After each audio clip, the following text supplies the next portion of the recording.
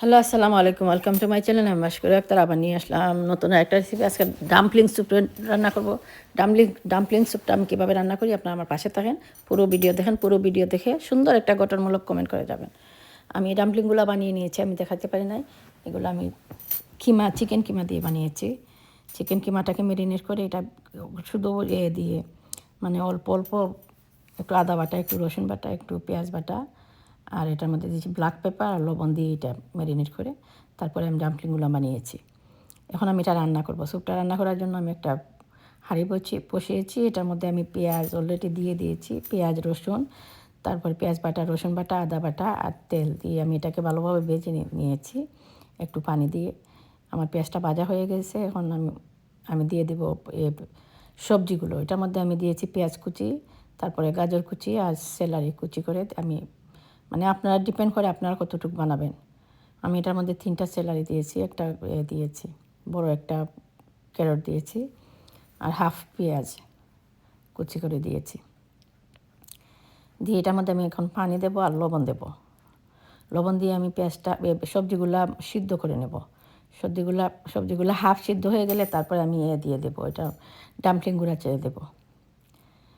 আপনারা পুরো ভিডিও দেখে মন্তব্য করবেন প্লিজ। আপনারা ভিডিও না দেখেই মন্তব্য করে চলে যান। এটা কি হয় জানেন, আপনাদের ক্ষতি হয়, আমার কোনো ক্ষতি হয় না। আমার ভিউ হয় না, আমার এটাই ক্ষতি, বাট আপনাদের মানে রিচ এঙ্গেজ কমে যাবে। তাই পুরো ভিডিও দেখে কমেন্ট করবেন। শুধু আমার ভিডিও না, সবার ভিডিও দেখবেন এভাবে, পুরো ভিডিও দেখে কমেন্ট করবেন। এই ধরনের এটার মধ্যে আমি পানি দিয়ে দিয়েছি। এখন লবণটা দিয়ে আমি এটাকে ভালোভাবে সিদ্ধ করে নেব। এই দেখেন আমার সবজিগুলো সিদ্ধ হয়ে গেছে, মানে পুরো সিদ্ধ হয় নাই। এখন আমি ডাম্পলিংগুলো ছেড়ে দিয়েছি। ডাম্পলিংগুলোর সাথে মানে সবজিগুলো পুরো হয়ে যাবে। আমি এটার মধ্যে আরও পানি দেবো, তারপরে দেবো চিকেন ব্রথ দিয়ে আমি এটা মানে জাল দেব অনেকক্ষণ অল্প আঁচ দিয়ে। প্রথম এটাকে মানে বয়েল হয়ে গেলে যখন হবে গরম হয়ে যাবে পানিটা, তারপরে আগুনটা কমে চুলার আঁচটা কমিয়ে দেবেন।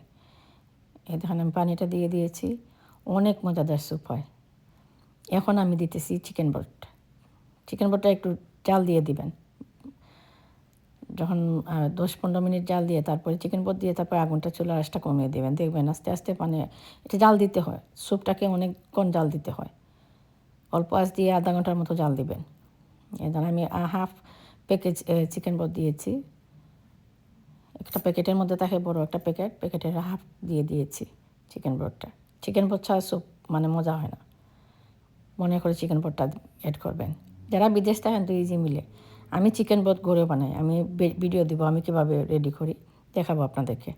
এই ধান আমার স্যুপটা হয়ে গেছে, অনেক লোভনীয়। এটার মধ্যে আমি এখন ব্ল্যাক পেপার দিয়ে দেবো। এই ধান ব্ল্যাক পেপার দিয়ে একটু এটা কি বলে ধনিয়া পাতা দিয়ে তারপরে আমি খাবো, পরিবেশন করব। অনেক মজাদার স্যুপ আমার ঘরে, মানে এভরি সিঙ্গেল ডে আমার ঘরে স্যুপ থাকে। ঠান্ডার সময় আমরা স্যুপ বেশি খাই। বাংলাদেশে যেভাবে পিঠাসিরা খায়, আমরা স্যুপ খাই বেশি। স্যুপ তো পেটের জন্য মানে অনেক ভালো, শরীরের জন্য হেলদি খাবার। তাই সবাই মানে যদি আপনি ভালোভাবে টেক কেয়ার করেন আপনার বাডিকে, তাহলে আপনার বাডিও ভালো থাকে, আপনার করতে হয় না।